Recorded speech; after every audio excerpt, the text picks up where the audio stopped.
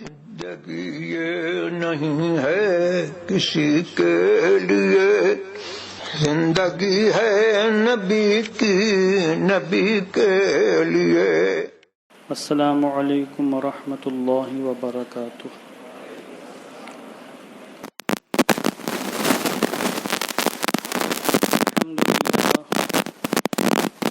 الحمد للہ رب العالمین والعاقبۃ للمتقین، والصلاة والسلام علی سید الانبیاء والمرسلین وعلى آلہ الطیبین الطاہرین واصحابہ المطہرین ومن اتبعہم بإحسان إلی یوم الدین۔ اما بعد، فقد قال اللہ تعالی فی القرآن المجید والفرقان الحمید: ان المتقین فی جنات وعیون۔ صدق اللہ العظیم وصدق رسولہ النبی الامین المکین الکریم، ونحن علی ذلک لمن الشاہدین والشاکرین والحمد للہ رب العالمین۔ مولاي صل وسلم دائما أبدا على حبيبك خير الخلق كلهم، فهو الذي تم معناه وصورته ثم اصطفاه حبيبا بارئ النسم، منزه عن شريك في محاسنه فجوهر الحسن فيه غير منقسم۔ یا رب بالمصطفى بلغ مقاصدنا واغفر لنا ما مضى یا واسع الکرم۔ معزز حضرات، سامعین محترم، آئیے دل لگا کر اپنی اور ساری کائنات کے مرکز عقیدت حضور رحمت عالم، جان عالم، فخر بنی آدم، احمد مجتبی محمد مصطفیٰ صلی اللہ تعالی علیہ وسلم کی مقدس بارگاہ میں درود و سلام کا ہدیہ پیش کریں۔ پڑھیں اللہم صلی علی سیدنا شفیعنا حبیبنا مولانا محمد وبارک وسلم صلاۃ و سلاما علیک یا رسول اللہ صلی اللہ تعالی علیہ وسلم۔ اللہ رب العزت کا بے پناہ فضل و کرم ہے کہ آج ہم اس کی توفیق سے اس کی بارگاہ میں حاضر ہیں۔ دعا کرتا ہوں اللہ عز و جل ہم سب کی حاضری قبول فرمائے اور ہم سب کو نماز جمعہ کی برکتوں سے مالا مال فرمائے۔ آج ماہ ذی القعدۃ الحرام کی 2 تاریخ ہے۔ 20 کے چاند کے حساب سے ذی القعدہ کی 2 تاریخ، اور طیبۃ العلماء گھوسی شریف میں عرس حضور صدر الشریعہ کی دھوم ہے، اور دنیا میں جہاں کہیں بھی مسلمان خوش عقیدہ سنی مسلمان آباد ہیں، وہ حضور سرکار صدر الشریعہ رضی اللہ تعالیٰ عنہ کی بارگاہ میں اپنی محبت کا خراج پیش کر رہے ہیں۔ انشاءاللہ عز و جل آج ہم یہاں سے اپنے اس عظیم محسن کی بارگاہ میں اپنی محبت کا خراج پیش کرنے کی کوشش کریں گے، اور یہ دعا کرتا ہوں کہ اللہ عز و جل ہماری اس آج کے بیان کو، ہماری سماعت کو، ہم سب کی حاضری کو ہم سب کی بخشش کا سامان بنائے۔ محسنین کو یاد کرنا یہ اسلامی تعلیمات کا اٹوٹ حصہ ہے۔ حضور رحمت عالم، جان عالم صلی اللہ علیہ وسلم نے صاف لفظوں میں یہ اعلان فرمایا: من لم یشکر الناس لم یشکر اللہ، کہ جو اللہ کے بندوں کا ناشکرہ ہو وہ اللہ کا ناشکرہ ہوتا ہے۔ تو جس کا ہم پر احسان ہو ہمیں اس کی بارگاہ میں شکر ادا کرنا چاہیے۔ شکر ادا کرنا یہ در حقیقت اللہ کا شکر ادا کرنا ہے۔ جس نے انسانوں کا شکر ادا نہیں کیا اس نے اللہ کا بھی شکر ادا نہیں کیا۔ اس لیے ہم سرکار صدر الشریعہ کے احسان تلے دبے ہوئے ہیں۔ آپ کے ایسے عظیم احسان ہیں کہ کہ جن کو اس مختصر سی محفل میں بیان نہیں کیا جا سکتا۔ آپ کا ایک عظیم احسان یہ ہے ان احسانوں میں کہ آپ نے امت محمدیہ کو بہار شریعت جیسی عظیم الشان کتاب عطا فرمائی ہے، اور یہ کتاب ایسی عظیم ہے کہ جس نے کروڑوں مسلمانوں کے عقیدوں کی حفاظت کی ہے، بد مذہبیت سے، لادینیت سے، کفر سے، الحاد سے بچایا ہے، مسلمانوں کو نماز، روزہ، حج، زکوٰۃ کے مسائل سے آگاہ فرمایا ہے، مسلمانوں کو علم دین سے آراستہ کیا ہے۔ کوئی بھی عالم، کوئی بھی مفتی، کوئی بھی فقیہ، کوئی بھی متعلم، بلکہ کوئی بھی مسلمان جو علم دین سیکھنا چاہتا اس کتاب سے بے نیاز نہیں ہو سکتا ہے۔ یہ ایسی عظیم الشان کتاب ہے کہ کل بھی اس کا فیضان جاری تھا، آج بھی جاری ہے، اور آئندہ صبح قیامت تک جاری رہے گا انشاءاللہ عز و جل۔ تو جو بھی بہار شریعت سے، شریعت کی بہاریں حاصل کرنے والے ہیں، شریعت کے انوار سے مالا مال ہونے والے ہیں، اسلامی تعلیمات سے آگاہ ہونے والے ہیں، وہ حضور صدر الشریعہ کے احسان تلے دبے ہوئے ہیں، ان پر حضور صدر الشریعہ کا احسان ہے۔ اس لیے اس عظیم محسن کی بارگاہ میں آج ہم خراج عقیدت پیش کریں گے۔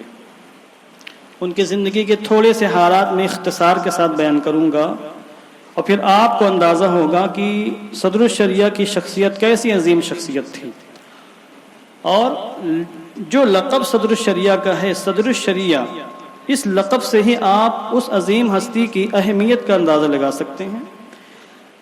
یہ لقب کسی ایرے غیر نتو خیرے نے نہیں دیا، اور نہ خود آپ نے یہ لقب اختیار فرمایا، بلکہ مجدد دین ملت الشاہ الامام احمد رضا خان رضی اللہ تبارک و تعالی عنہ نے اپنی زبان اقدس سے آپ کو صدر الشریعہ کا لقب عطا فرمایا، اور اس زمانے کے اکابر جید علماء نے آپ کو صدر الشریعہ مانا تسلیم کیا اور کہا۔ حضور مفتی اعظم ہند نے صدر الشریعہ کہا، حضور حجت الاسلام نے صدر الشریعہ کہا، مفسر اعظم ہند نے صدر الشریعہ کہا، حضور مجاہد ملت، حضور محدث اعظم ہند، جید اکابر علماء جن کی علم کی دھمک آج بھی دنیا کے گوشے گوشے میں محسوس کی جا رہی ہے، اور جن کی برکتیں ہم اپنی آنکھوں سے، جن کا ہم مشاہدہ کر رہے ہیں، ان عظیم ہستیوں نے حضور سرکار علامہ مفتی امجد علی اعظمی کو صدر الشریعہ کے لقب سے ملقب کیا، اور کہا اور جانا، اور باقاعدہ اس حقیقت کا اعتراف کیا۔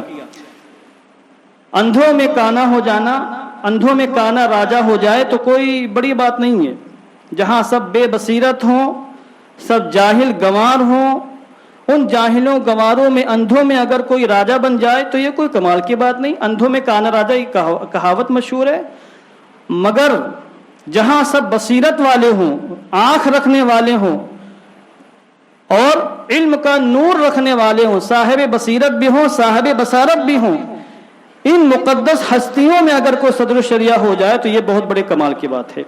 تو یہ اللہ نے آپ کو مقام عطا فرمایا تھا کہ دلوں میں آپ کے محبت اللہ نے ڈال دی تھی۔ سن 1882 عیسوی میں، اور مطابق 1300 ہجری میں آپ کی ولادت ہوئی گھوسی شریف میں۔ آپ کے والد محترم حکیم جمال الدین صاحب بہت بڑے حکیم و طبیب تھے اپنے زمانے کے، اور دادا جان خدا بخش یہ بھی بہت ماہر طبیب تھے۔ اللہ نے ان دونوں کے ہاتھوں بڑی شفا رکھی تھی۔ دادا جان بھی اپنے وقت کے جید حکیم تھے، اور آپ کے والد بزرگوار بھی اپنے وقت کے جید حکیم تھے۔ آپ نے ابتدائی تعلیم گھر میں حاصل کی، چونکہ دینی ماحول تھا۔ آپ کے والد محترم بڑے دیندار، متقی پرہیزگار، اور دادا جان خدا بخش یہ بھی بڑے متقی پرہیزگار۔ دینی تعلیم کا آغاز گھر میں ہوا۔ اس کے بعد علامہ مولوی الہی بخش رحمت اللہ تعالی علیہ ابتدائی کتابوں کے آپ کے استاذ ہیں۔ اس کے بعد آپ جونپور تشریف لے گئے، گھوسی شریف سے پیدل سفر کیا آپ نے جونپور کا، وہاں تشریف لے گئے علم دین کے طلب میں، اور پھر وہاں آپ نے اپنے چچا زاد بھائی اور اپنے استاذ حضرت علامہ صدیق صاحب سے علم دین حاصل کیا۔ اور پھر اس کے بعد اس زمانے کی موقر ہستی، جامع معقولات و منقولات، حضرت علامہ ہدایت علی خان صاحب قبلہ رحمت اللہ تعالی علیہ کی بارگاہ میں جا کر آپ نے شرف تلمذ حاصل کیا، اور ان سے درسی تعلیم کی تکمیل کی۔ اس وقت ایک عظیم ہستی تھی جو پورے ہندوستان میں امام المحدثین کے نام سے جانی جاتی تھی. حضرت علامہ محدث وسیع احمد محدث صورتی کے نام سے ان کو جانا جاتا تھا. علم حدیث میں ان کا پایہ بہت بلند تھا اور ان کو امام المحدثین کے نام سے جانا جاتا تھا.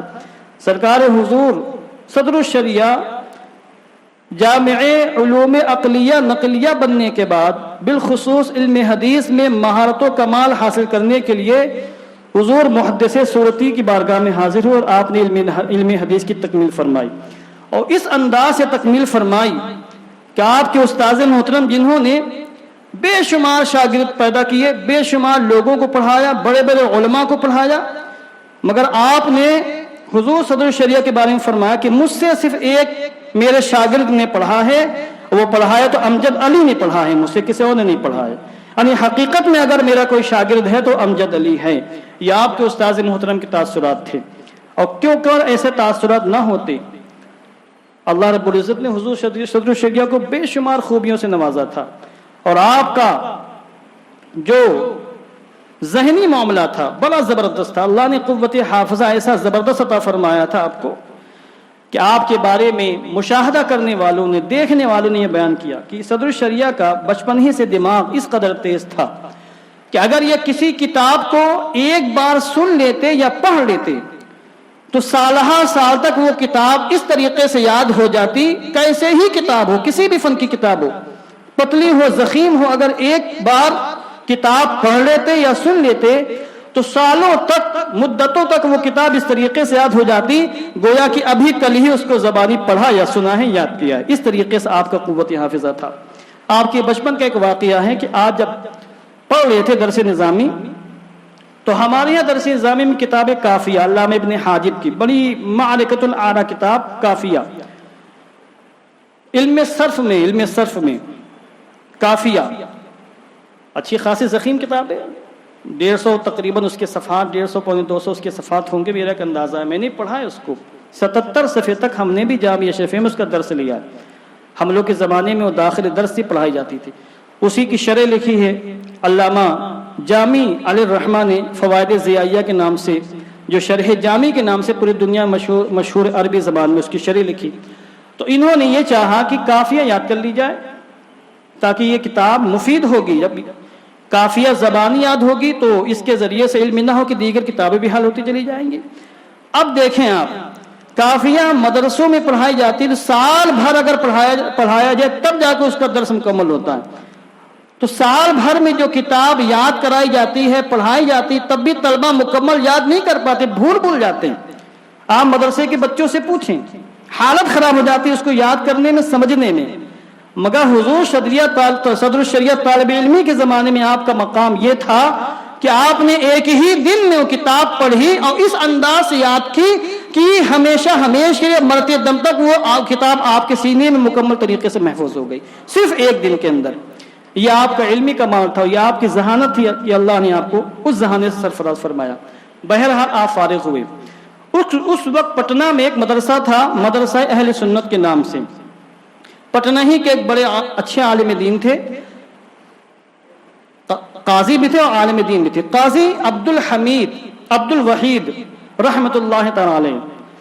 اللہ نے دنیا سے بھی نوازا، دولت بہت خوب تھی اور دین بھی ان کے پاس تھا، دین بھی تھی اور دولت بھی تھی. مدرسہ قائم کیا انہوں نے.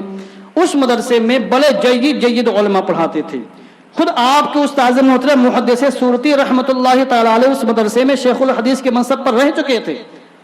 اور یہ قاضی عبد الوحید وہ عظیم ہستی تھے کہ حضور سرکار اعلی حضرت بھی آپ سے بڑی محبت فرماتے تھے. انہوں نے محدث صورتی سے کہا کہ ہمارا مدرسہ خالی ہے، ایک جید عالم دین کی حاجت ہے، پرنسپل کی حاجت ہے جو پڑھا بھی سکے اور جو صدارت کا منصب اس کی ذمہ داریوں کو قبول بھی کر سکے. بہرحال انہوں نے جو ہے حضور صدر الشریعہ کو بھیج دیا. اب حضور صدر الشریعہ علامہ مفتی امجد علی اعظمی وہاں تشریف لے گئے اور پہلے ہی درس میں وہ زبردست آپ نے تقریر کی کہ بچے بھی اش کرنے لگے اور وہاں کے جو دیگر اساتذہ اسٹاف تھے وہ ان پر بھی آپ کا علمی روب قائم ہو گیا، علمی دھمک آپ کے وہاں قائم ہو گئی. اور پھر بڑے زبردست طریقے سے آپ نے وہاں تدریس فرمائی اور طالبان علوم نبویہ کو مختلف علوم سے سیراب فرمایا. اسی زمانے میں پہلی مرتبہ حضور صدر الشریعہ کی اعلیٰ حضرت سرکار سے ملاقات ہوئی، اس کا واقعہ میں عرض کر دیتا ہوں۔ اب یہ وہاں پڑھاتے تھے پٹنہ میں مدرسہ اہل سنت میں، اور اس کے بانی علامہ مولانا قاضی عبد الوحید صاحب تھے، یہ بیمار ہو گئے، سخت بیمار ہوئے، اس قدر بیمار ہوئے کہ بچنے کی امید نہیں رہی ان کی، اور اعلیٰ حضرت کو معلوم پڑا کہ قاضی عبد الوحید صاحب بیمار ہیں۔ اتنی محبت تھی ان کی دینداری کی بنیاد پر، تو بریلی شریف سے محدثی صورتی کو لیا آپ نے، اور اعلیٰ حضرت خود تشریف لے گئے، اور بریلی شریف سے روہیل کھنڈ سے آپ نے سفر فرمایا اور پٹنہ پہنچے، اور وہاں جا کر قاضی عبد الوحید صاحب کی عیادت فرمائی۔ وہیں پر مدرسہ اہل سنت میں جب سرکار اعلیٰ حضرت پہنچے تو وہاں پہلی بار حضور صدر الشریعہ نے اپنی ماتھے کی نگاہوں سے سرکار اعلیٰ حضرت کا دیدار کیا، مشاہدہ کیا، ان کی علمی محفل میں رہے، اور پہلے ہی ملاقات میں اس قدر گرویدہ ہوئے اور ایسے عاشق ہوئے اور اعلیٰ حضرت سے ایسے متاثر ہوئے کہ اپنے استاذ محترم سے مشورہ طلب کرنے کے بعد سلسلہ عالیہ قادریہ میں اعلیٰ حضرت سے بیعت ہو گئے، مرید ہو گئے۔ یہ پہلی ملاقات تھی، پہلی ملاقات میں بیعت ہو گئے، مرید ہو گئے۔ اس کے بعد ان کا انتقال ہو گیا، قاضی عبد الوحید صاحب کا۔ اعلیٰ حضرت نے نماز جنازہ پڑھائی، محدث صورتی نے آپ کو قبر میں اتارا، پھر آپ تشریف لے آئے۔ اب اس کے بعد جب ان کا انتقال ہو گیا تو مدرسے کی باغ ڈور دوسرے لوگوں کے ہاتھوں میں آ گئی، اور جن لوگوں کے ہاتھوں میں آ گئی وہ مدرسے کے لیے مخلص نہیں تھے۔ انہوں نے حضور صدر الشریعہ کی مرضی کے خلاف ایسے ایسے اقدامات کیے، ایسے ایسے فیصلے کیے جس سے حضور صدر الشریعہ کا دل مکمل طریقے سے ٹوٹ گیا، اور آپ استعفیٰ دے کر تشریف لے آئے۔ اب ذریعہ معاش کیا ہوتا؟ پڑھا رہے تھے، وہاں تنخواہ مل رہی تھی، تو آپ نے علم طب کو ذریعہ معاش بنایا، کیونکہ تدریس سے، پڑھانے لکھانے سے دل ٹوٹ چکا تھا۔ ایسے دھوکے ہوئے اور ان کے ساتھ ان کے خلاف سازشیں کی گئی، تو آپ لکھنؤ تشریف لے گئے اور 2 سال وہاں علم طب کا باقاعدہ کورس کیا اور میدان تدریس کو چھوڑ دیا۔ لکھنؤ جانے کے بعد 2 سال کا کورس کیا، واپس آئے گھوسی شریف میں آپ نے ایک مکتب کھولا، اور چونکہ خاندانی پیشہ تھا علم طب، تو اللہ نے برکتیں رکھی تھی، شفا رکھی تھی، اور چند ہی دنوں میں پورے گھوسی میں آپ کی شہرت ہو گئی، اور دور دور سے مریض آپ کی بارگاہ میں آنے لگے، آپ ان کا علاج کرنے لگے، اللہ نے آپ کے ہاتھوں میں شفا رکھی تھی۔ یہ بات حضور محدث صورتی آپ کے استاذ گرامی کو بہت ناگوار گزری کہ ایک عظیم عالم دین علم طب سیکھ کر مطب کر رہا ہے، اس سے قوم کا فائدہ نہیں ہو رہا ہے، قوم اس کے فائدے سے، اس کے انوار سے محروم ہو رہی ہے، تو انہوں نے سوچا کہ ان کو کسی طریقے سے پھر سے ترغیب دلائی جائے۔ اسی وقت ہوا یہ کہ حضور صدر الشریعہ لکھنؤ تشریف لے گئے۔ لکھنؤ جانے کے بعد ان کا ارادہ یہ ہوا کہ استاذ محترم سے ملاقات کریں۔ لکھنؤ جانے کے بعد پھر پیلی بھی تشریف لے گئے محدث صورتی کی بارگاہ میں ملاقات کرنے کی غرض سے۔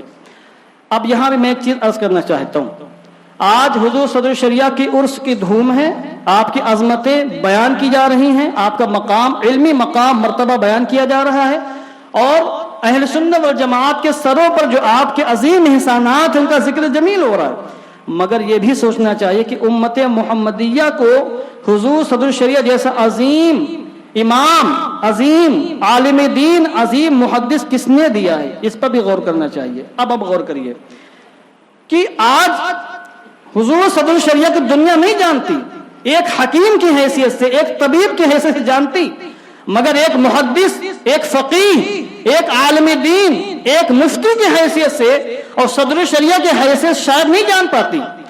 جب محدث صورتی کی بارگاہ سے چلے ملاقات کرنے کے لیے بریلی شریف صدر الشریعہ کی پیر و مرشد سے ملاقات کر لی جائے، پڑھائی لکھائی کا معاملہ ترک فرما چکے تھے مدرسے کے معاملات کو دیکھ کر، تو انہوں نے خط لکھا، ان کے استاذ محترم نے، محدث صورتی نے، اور خط دیا اور کہا یہ خط آپ پیر و مرشد کو دے دیجیے گا، اعلیٰ حضرت کو۔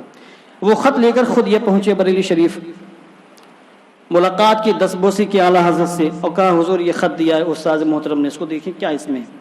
اس خط کے اندر محدث صورتی نے لکھا تھا اعلیٰ حضرت سے کہ حضور آپ کسی بھی طریقے سے کوشش کر کے ان کو علم دین کی خدمت کی طرف متوجہ فرمائیے۔ ان کا کام یہ نہیں کہ مطب کریں، لوگوں کا علاج کریں، ان کو لوگوں کا روحانی علاج کرنا ہے، دنیا کو علم دین سے آراستہ کرنا ہے، علم دین کا فیضان جاری کرنا ہے۔ آپ ان کو کسی بھی طریقے سے علم دین کی خدمت کی طرف متوجہ فرما دیں، یہ علم دین سے کٹ چکے ہیں۔ बहरहाल आला ने खत पढ़ा, खत रखा और पूछा मौलाना क्या करते हो आजकल, ये सवाल किया। अब देखिए अल्लाह वालों की जो बातें होती हैं दिल पर असर करती हैं और उनको दिल की दुनिया बदलना कैसे आता है। पूछा मौलाना क्या करते हो। अब ये क्या करते थे, घोसी शरीफ में मतब था, लोग आते थे कि ऐसी बीमारी वैसी बीमारी है, तो ये क्या करते थे, कहते थे कल आओ शीशी में पेशाब लेकर के आओ, तुम्हारा पेशाब देखूंगा और फिर बीमारी की तशखीस होगी, क्या बीमारी, फिर इलाज होगा, दवा की तजवीज़ होगी। पहले बीमारी मालूम करेंगे उसके बाद इलाज होगा। यानी सुबह सुबह उठकर शीशियों का एक अंबार रहता था, पेशाब जिसमें रहता था, और पेशाब देखकर आप जो है बाकायदा इलाज करते थे कि किसको कौन सी बीमारी है। उस जमाने का तिब्बा ऐसा करते थे। तो ये बात कश्फ के जरिए से आला हजरत जान चुके थे। साहिब कश्फ बुजुर्ग थे आला हजरत। कौन क्या कर रहा है, किसके दिल की कैसे हालात हैं, अल्लाह वालों को ये खूबी मिलती है कि वो जान जाते हैं। तो कश्फ के जरिए से आला हजरत जान गए कि ये सुबह सुबह उठकर पेशाब की शीशी देखते हैं। तो इन्होंने कहा कि इल्म तिब सीखने के बाद मैंने मतब खोला है और मैं घोसी में मतब चला रहा हूँ, यानी लोगों को दवाई देता हूँ, इलाज करता हूँ। तो आपने एक जुमला कहा आला हजरत ने, मतब खोलना भी अच्छा काम है, लोगों की खिदमत करना, इलाज करना अच्छा काम है। हुजूर ने फरमाया अल इल्म इल्मान, इल्मुल अदियान व इल्मुल अबदान। हुजूर ने फरमाया कि इल्म दो तरह के हैं, इल्मुल अबदान यानी इल्म तिब और इल्मुल अदियान यानी इल्म दीन। मगर मौलाना इल्म तिब सीखने के बाद मतब चलाने में सबसे बड़ी खराबी यह है कि सुबह सुबह उठकर लोगों का पेशाब देखना पड़ता है, कारूरा देखना पड़ता है, लोगों का पेशाब। और ये जुमला आला हजरत ने ऐसे अंदाज में कहा कि उसकी तासीर इनके दिल में उतर गई। सदर शेर फरमाते हैं जब उस पीर मुर्शिद ने ये मुझसे कहा कि सुबह सुबह उठकर कारूरा पेशाब देखना पड़ता है, ये सबसे बड़ी खराबी इल्म तिब की है। तो एक तो कश्फ के जरिए से वो जान गए कि ये कारूरा देकर इलाज करते हैं, और फिर आपने ये जुमला जब कहा तो सदर शरिया कहते हैं कि दिल में उसी वक्त कारूरा देखने से नफरत पैदा हो गई। कारूरा अरबी में शीशी को बोलते हैं, कारूरा, तो मुराद यहाँ पेशाब वाली शीशी। तो आपने फरमाया कारूरा देखना पड़ेगा तुम्हें बार बार। तो ये जुमला जब निकला आपकी जबान से तो उनके दिल में कारूरा देखने से नफरत पैदा हो गई। उसके बाद आला हज़रत ने फरमाया कि आप यहीं रहिए और जब तक मैं कहूँ न कहूँ आप यहाँ से जाइएगा नहीं। 2 महीना रोका आला हज़रत को वहां पर और मुख्तलिफ काम उनको देते रहे।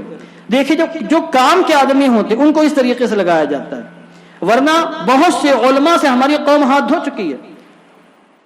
गलत फैसलों की बुनियाद पर कभी कभी अच्छे अच्छे आलिम दीन से कौम महरूम हो जाती है। इसलिए फैसला करने से पहले हजारों बार सोचना पड़ता है। वो गलत फैसला किया था ट्रस्टियों ने, कौम सदर शरिया से महरूम हो जाती।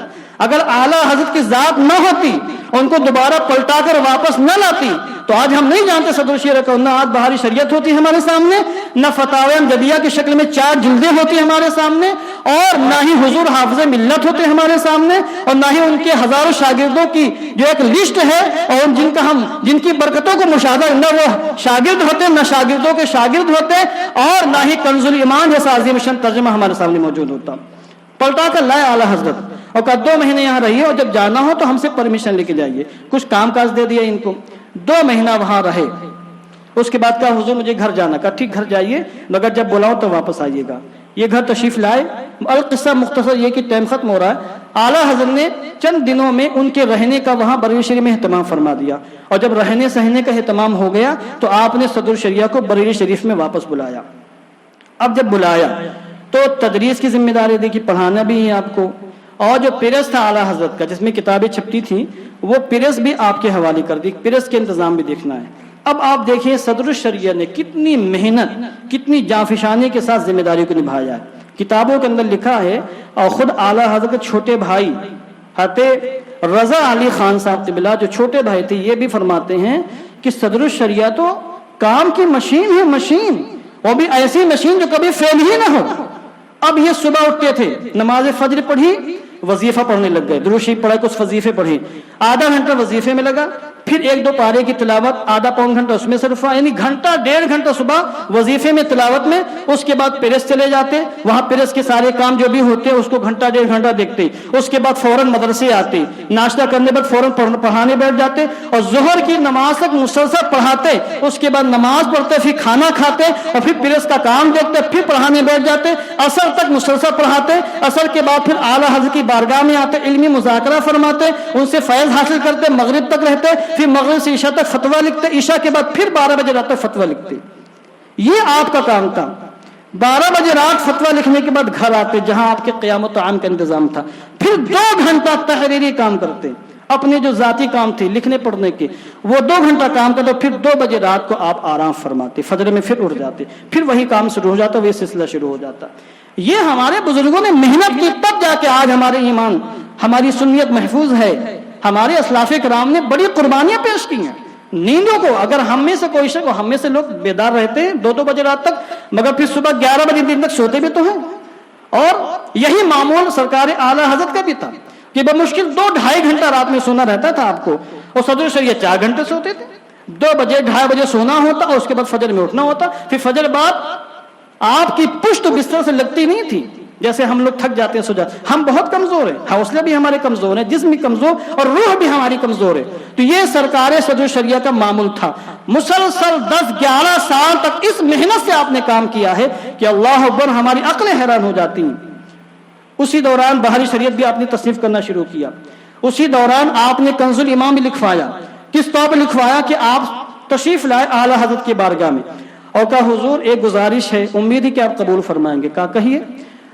اور کہا کہ حضور ایک ترجمے کی حاجت ہے قرآن مقدس کی، ایسا ترجمہ جس میں احادیث کریمہ کے مطابق ہو، تو احادیث کریمہ کا نچوڑ ہو، جو معتبر تفسیروں کے مطابق ہو، رسول اللہ کی شان بھی اس میں ملحوظ ہو، اللہ کی شان بھی اس میں ملحوظ ہو. بہت سے ترجمے ایسے ہیں جو غلط ہیں، لوگوں کے عقیدے گڑبڑ ہو سکتے ہیں. آپ ایسا ترجمہ لکھ دیجئے کہ بالکل وہ ہر طرح کی غلطی سے محفوظ ہو اور معتبر تفسیروں کا خلاصہ نچوڑ ہو. اعلیٰ حضرت نے عذر پیش کیا کہ یہ تو بہت مشکل کام ہے، چونکہ میرے پاس فرصت ہی نہیں ہے، اتنے کام پڑے ہیں، ہزاروں فتاوی ان کے جوابات دینا. تو کہا حضور یہ کام بھی بہت ضروری. کہا اگر میں یہ کام کر دوں تو اس کے بعد چھپائی کیسے ہوگی اور پورا ادب و احترام کیسے رکھا جائے گا؟ چھپانے والے باوضو رہیں گے، کتاب دیکھنے والے، لکھنے والے، پڑھنے والے، زبرزیر دیکھنے والے، شروع سے آخر تک کیا سب لوگ باوضو رہیں گے کتاب چھپنے تک، قرآن مقدس چھپنے تک؟ تو صدر شریعت نے کیا جواب ارشاد فرمایا کہ حضور آپ کام مکمل کریں، جب آپ کا ترجمہ مکمل ہو جائے گا تو ایسے اللہ والے بھی اللہ انتظام فرما دے گا کہ وہ پورے ادب و احترام کے ساتھ چھپائی کا اہتمام کریں گے. اور اگر ہم لوگ چھپائی نہیں کر سکے تو جب ترجمہ مکمل ہو کر محفوظ رہے گا تو ہو سکتا ہے بعد میں ایسے لوگ پیدا ہو جائیں جو آپ کی مرضی کے مطابق ادب و احترام ملحوظ رکھیں اور کنز الایمان کی طباعت کا اہتمام ہو جائے. اور پھر کام شروع ہوا، اور کس انداز سے شروع ہوا اس کے لیے کوئی الگ سے ٹائم نہیں تھا. اعلیٰ حضرت کھانا کھانے کے بعد جو قیلولہ فرماتے تھے، 1-1.5 گھنٹہ آرام فرماتے تھے، قیلولہ لیٹتے تھے. قیلولہ کرنا سنت ہے اور حضور نے قیلولہ کرنے کا حکم دیا ہے کہ قیلولہ کرو، اس سے صحت محفوظ رہتی ہے. تو اسی قیلولہ میں حضور صدر شریعت جو کچھ بھی قیلولہ اپنا کرتے ہوں وہ قربان کر کے کاپی قلم لے کر پہنچ جاتے تھے، رجسٹر قلم لے کر پہنچتے تھے. اور اعلیٰ حضرت لیٹے لیٹے برجستہ آپ آیات قرآنیہ کا ترجمہ بولتے تھے، صدر شریعہ اس کو نقل فرماتے تھے، اور اس طریقے سے کام جاری رہا. اور چند مہینوں میں کنز الایمان کی شکل میں اللہ نے ہمیں ایک تحفہ عطا فرما دیا. تو یہ حضور صدر شریعہ کی قربانیوں کا نتیجہ تھا. اگر آپ ان سے فرمائش نہ کرتے اور اصرار نہ کرتے تو شاید کنز الایمان جیسا عظیم تحفہ ترجمہ قرآن مقدس کی شکل میں ہمیں میسر نہیں آتا. حدیث پاک میں من دل علی خیر فلہ مثل اجر فاعلہ، جو کسی کو کسی نیکی کی ترغیب دے دے، ہدایت دے دے تو اس کو اتنا ہی ثواب ملتا ہے اس کی ہدایت پر جو انسان نیکی کا کام کرتا ہے. اس لیے ہم پورے یقین کے ساتھ کہہ سکتے ہیں کہ کنز الایمان کے لکھنے پر حضور سرکار اعلیٰ حضرت کو اللہ نے جو اجر و ثواب عطا فرمایا ہے اس اجر و ثواب سے حضور صدر شریعت کو اللہ نے محروم نہیں فرمایا ہوگا. اور جب تک کنز الایمان محفوظ رہے گا، جس طریقے سے اعلیٰ حضرت کو اجر و ثواب ملتا رہے گا، حضور صدر شریعت کو بھی اجر و ثواب کا عظیم حصہ ملتا رہے گا، کیونکہ آپ کی ترغیب پر صدر شریعت اعلیٰ حضرت نے کنز الایمان لکھا. بہرحال القصہ مختصر یہ کہ حضور صدر شریعت کے بڑے احسانات ہیں، بڑی عظیم قربانیاں ہیں. آج ہم جب ان کی زندگی کے حالات پڑھتے ہیں تو یہ عربی شعر زبان پر آ جاتا ہے، ہؤلاء آبائی فجئنا بمثلہم اذا جمعتنا یا جریر المجامع. یہ آپ کی عظمت و شان. اب آپ کے وصال کی آخری بات آپ سماعت فرما لیجئے. وقت تھوڑا سا شاید زائد ہو جائے، میں معذرت چاہتا ہوں چونکہ گفتگو مکمل کرنی ہے. آپ احمد آباد شریف تشریف لائے حضرت شاہ عالم رحمۃ اللہ تعالی علیہ کے بارگاہ میں، اور آپ کی مزار پاک پہ جو 2 تخت ہیں ان تختوں کے نیچے حاضر ہو کر آپ نے دعا مانگی. تو اس کے بعد واپس تشریف لائے تو آپ کے شاگرد رشید حضرت علامہ مصلح الدین صاحب رحمۃ اللہ تعالی علیہ پوچھا کہ حضور آپ نے کیا دعا مانگی؟ کہا دعا یہ مانگی کہ اے اللہ ہمیں ہر سال حج مقبول کی توفیق عطا فرما، ہر سال حج مقبول کی توفیق عطا. یہ دعا مانگی. تو یہ سمجھے کہ یہ ان کی دعا کا منشا یہ ہے کہ ہر سال وہاں جا کے حج کریں، یہ توفیق مل جائے، مگر وہ حقیقت سے بن نہ سکے. اور جب حضور صدر الشریعہ حج بیت اللہ کے لیے تشریف تیاری کی تو گھوسی شریف سے چل کر سفینے پر سوار ہونے کے لیے جہاز پر، سمندری جہاز پر سوار ہونے کے لیے بمبئی تشریف لائے. اب حج بیت اللہ کے نیت سے آپ گھوسی سے چلے، بمبئی آئے، یہاں آپ کو نمونیا ہوا. اور یہ ذی القعدہ کی 2 تاریخ تھی. نمونے اس قدر سخت ہوا کہ بمبئی ہی کی سرزمین پر آپ کا وصال ہو گیا.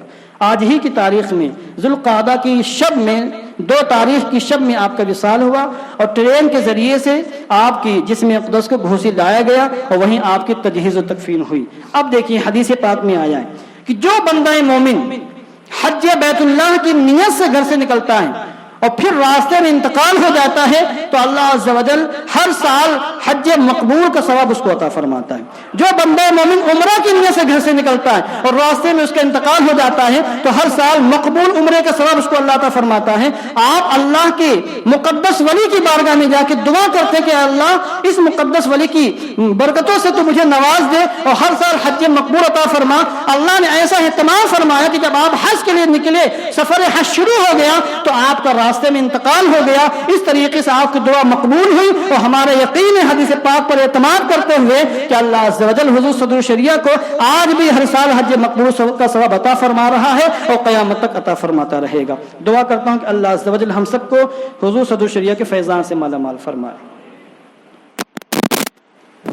ایک اعلان سماعت فرما لیں.